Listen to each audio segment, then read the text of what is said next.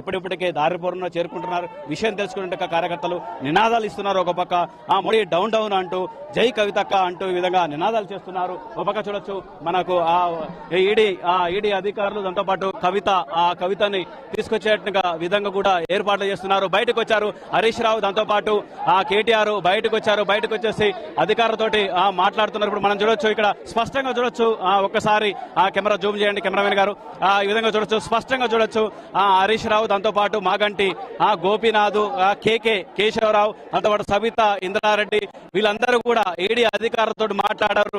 ED అధికారులు కూడా స్పష్టత ఇచ్చి ఉంటారు. వాళ్ళు కూడా బయటకు వస్తున్నారు. మీరు బయటకు వెళ్తే మేము మా పని మేము చేసుకుంటామంటే ఈడీ అధికారులు చెప్పి ఉండొచ్చు. అటు ఏం జరిగిందన్నది మనకు పూర్తిగా లోపల ఏం జరుగుతుందన్నది బయటకు చెప్పనట్టుగా అంశం. ఎందుకంటే దర్యాప్తు సంస్థలు కాబట్టి, ఎందుకంటే పూర్తి వివరాలు ఆ తర్వాతనే ప్రకటిస్తారు. ఇప్పటికే మరో పక్క చూడొచ్చు, హరీష్ రావు వాళ్ళందరూ బయటకు వస్తున్నట్టు సమయంలో ఇక్కడ పెద్ద ఎత్తున బీఆర్ఎస్ కార్యకర్తలు కూడా ఆందోళన కార్యక్రమాలు చేపడుతున్నారు.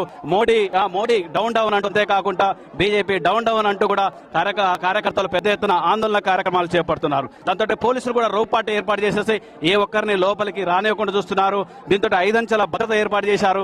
ఇక్కడ రోప్ పార్టీ ఏర్పాటు చేశారు. ఇంకొక దూరం పోతే మళ్ళీ పోలీసులు ఉన్నారు. ఆ తర్వాత ఇంకా పోలీసులు ఈ కాలనీ మొత్తం, ఈ ఏరియాలో మొత్తం పోలీసులు చేతుల్లోకి తీసుకున్నారని చెప్పుకోవచ్చు. ఏ ఒక్కరిని కూడా అంటే ఇప్పుడే తెలుసుకొని కవిత అరెస్టు వారెంట్ తెలుసుకొని అరెస్ట్ చేసేట్టుగా అంశాన్ని తెలుసుకొని వస్తారు. ఇక్కడికి కార్యకర్తలు వస్తారన్న ఆలోచనతోటి పెద్ద ఎత్తున పోలీస్ బలగాలు మోహరించాయి.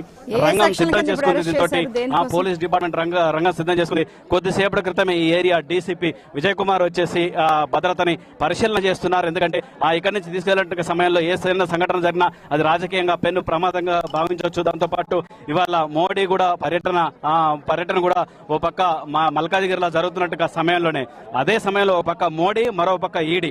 అవతల మల్కాజిగిరిలో మోడీ, యువతల ఈడీ అధికారులు దాడులు చేసేసి ఈ విధంగా విచారణ చేపడుతున్నారు. సెర్చ్ వారెంట్ ఇచ్చేసి సెర్చ్ చేస్తున్నారు. ఓ పక్క సుప్రీంకోర్టులో కూడా కేసు ఉందని చెప్పుకోవచ్చు. ఈ నెల 19న మరోసారి కూడా హియరింగ్ కు వచ్చేందుకు సిద్ధంగా ఉంది.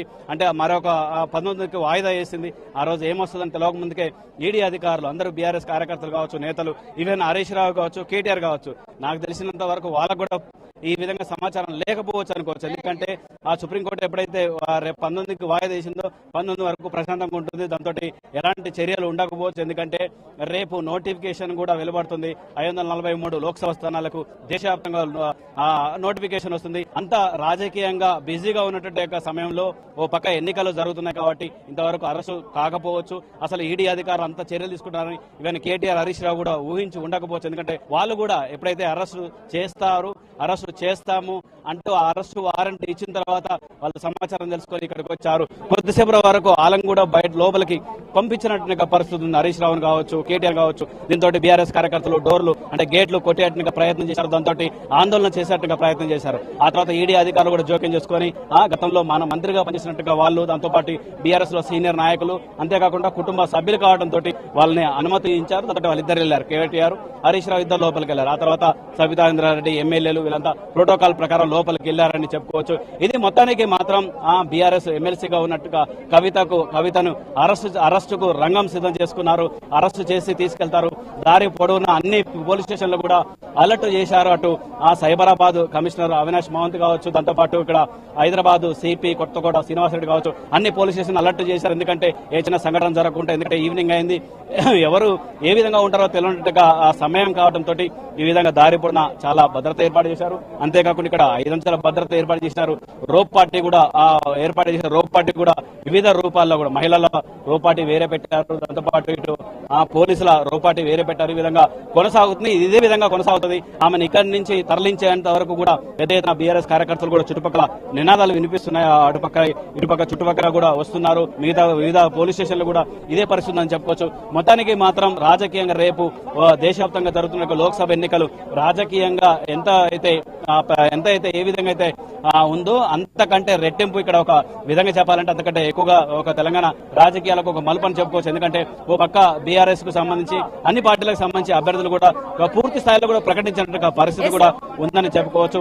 మొత్తానికి ఈ కోలాహలం దాంతో పాటు ఇక్కడ రవిచంద్ర మనం ఇప్పుడు విజువల్స్ లో చూస్తున్నాం. కవిత తన ఇంటి నుంచి మెట్ల ద్వారా కిందకి దిగుతున్న దృశ్యాలు చూస్తున్నాం. అలాగే మనం స్క్రీన్ పై ఇంతకు ముందు కేటీఆర్ అక్కడ అధికారులతో వాగ్వాదాన్ని కూడా చూసాం. అయితే ఇప్పుడు ఎగ్జాక్ట్ గా కవిత ఎక్కడ ఉన్నారు, మొత్తంగా రో పార్టీలు అన్ని సిద్ధం చేస్తున్నారు. అంటే కవితను తరలించడం అంత సులభం కాదు. ఎందుకంటే ఇప్పటికీ అక్కడికి బడా నాయకులు చేరుకున్నారు, బీఆర్ఎస్ చెందిన వాళ్ళు, అలాగే చోట మోట నాయకులు, కార్యకర్తలు, అభిమానులు మరింతగా చేరుకునే అవకాశాలు కూడా కనిపిస్తూ ఉన్నాయి. మరి కవితను ఎన్ని గంటలకి ఇక్కడి నుంచి తరలించే అవకాశం కనిపిస్తుంది? ఎందుకంటే ఇప్పుడు రాత్రి 8 గంటల 45 నిమిషాలకి ఫ్లైట్ టైం కదా, ఒక గంట ముందుగానే అక్కడికి చేరుకోవాలి. ఇప్పుడు ఎగ్జాక్ట్ గా ఇప్పుడు అక్కడ ఏం జరుగుతోంది?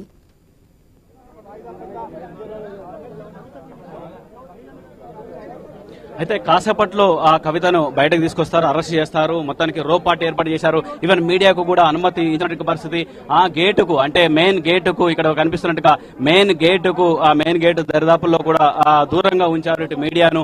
దాంతో పాటు ఒక పోలీసులు మినహా ఎవరూ లేనట్టు పరిస్థితి ఉందని చెప్పుకోవచ్చు. లోపల ఉన్నట్టుగా బీఆర్ఎస్ ప్రజాప్రతినిధులు, ఎమ్మెల్యేలు కావచ్చు, మాజీ మంత్రులు కావచ్చు, వాళ్ళని కూడా ఒక సైడ్ ఉంచేసి లోపల కూడా సెక్యూరిటీని ఏర్పాటు చేశారు. అటు లోపల కావచ్చు, ఇటు బయట కావచ్చు, భారీ భద్రతను ఏర్పాటు చేసేసి అరెస్టుకు రంగం సిద్ధం చేశారు. రో పార్టీలు కూడా వివిధ రూపాల్లో ఏర్పాటు చేశారు. రెండు రో పార్టీలు కూడా ఏర్పాటు చేసేసి పెద్ద ఎత్తున సెక్యూరిటీ ఏర్పాటు చేశారు. ఎందుకంటే కార్యకర్తలు అంటే మిగతా కార్యకర్తలు కూడా చేరకుండానే వాళ్ళను కూడా ఇదంతా భద్రత ఏర్పాటు చేసి ఎక్కడికక్కడికి అడ్డుకున్నట్టుగా ప్రయత్నం, అంటే లోపలికి రాణించకుండా చేస్తున్నారు. ఇటు ఈవెన్ మీడియా ప్రతినిధులు కూడా ఈ సమయంలో మీడియా ప్రతినిధులు కూడా లోపలికి రాకుండా అడ్డుకునే విధంగా కూడా పోలీసులు జాగ్రత్త తీసుకుంటున్నారు. ఎందుకంటే ఏ చిన్న సంఘటన ఈవినింగ్ కావడంతో ఏ చిన్న సంఘటన కాకుండా ఈమెను ఢిల్లీకి తరలించేందుకు ఏర్పాటు చేస్తున్నారు. కవితను ఢిల్లీకి పంపించేందుకు శంషాబాద్ ఎయిర్పోర్ట్ నుంచి ఢిల్లీకి పంపిస్తారు. ఈ విధంగా చూడొచ్చు. మన దగ్గర ఇన్పుట్ ఎడిటర్ శ్రీకాంత్ గారు ఉన్నారు, వారు మరిన్ని వివరాలు అందిస్తారు. ఎట్లా చూడొచ్చు సార్?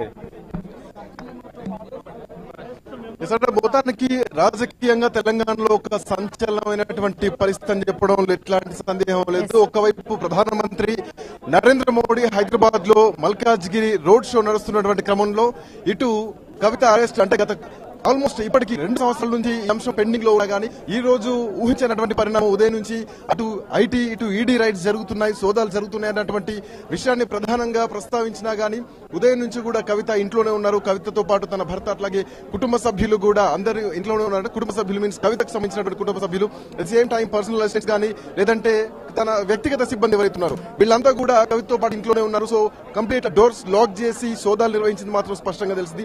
సో ఇట్లా నేపథ్యంలో కవిత అరెస్ట్, అంటే అటు సర్చ్ వారెంట్ తో పాటు అరెస్ట్ వారెంట్ కూడా కవితకి ఇవ్వడం జరిగింది. సో ఇలా నేపథ్యంలో ఇంటి దగ్గర మనం చూడొచ్చు, ఆల్మోస్ట్ ఈ బంజారా హిల్స్ ఏరియా పూర్తిగా కూడా ఒక ట్రాఫిక్ కట్టుదిట్టంలో ఉంది.